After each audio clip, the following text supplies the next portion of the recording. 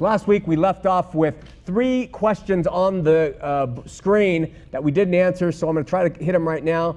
The first one is by Rye. He says, I was wondering if you could explain the meaning of 1 Corinthians 7:14.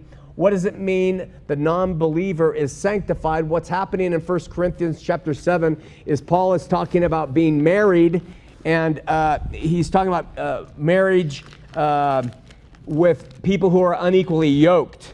And he says, 1 Corinthians 7, but if they cannot contain, let them marry, for it is better to marry than to burn. He was talking about, listen, it's better that you're not married like me if you can do it, but if you have to have sex, it's better to marry than to burn.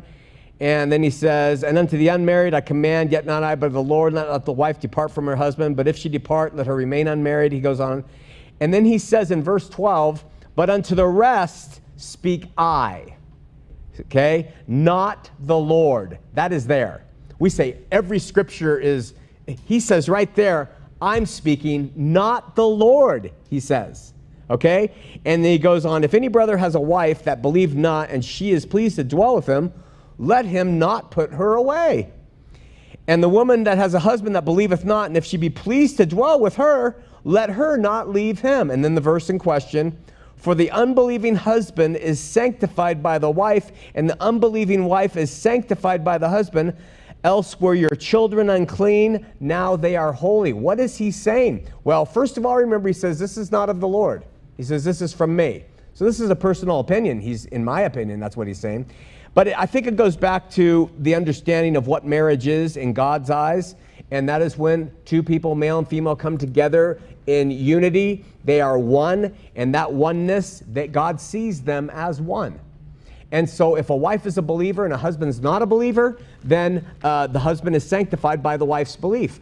I'm a total reconciliationist. I believe God uses every means possible to bring everybody around to him.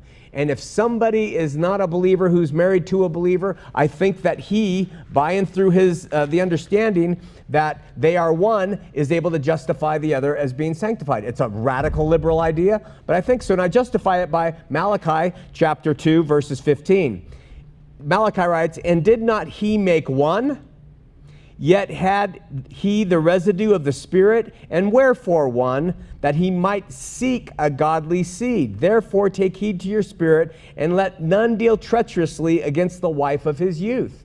What he's saying there is, God has done this, and he unites couples, and if there's differences, don't let it get in the way, because God sees them as one, and I stand by that interpretation. That's how I would counsel anybody. And it's the unfortunate thing that happens in religion, especially in Mormonism, that if you are unequally yoked, if a husband says, I don't believe in this Mormon church anymore, they tell the wife, divorce him.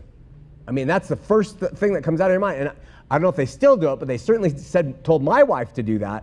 And they tell other families, and they break families up over the religion. God says, no, if you have a couple and one believes and one doesn't, you stay together if you're willing. Paul goes on and says you don't always have to do that, but that's how he advises it.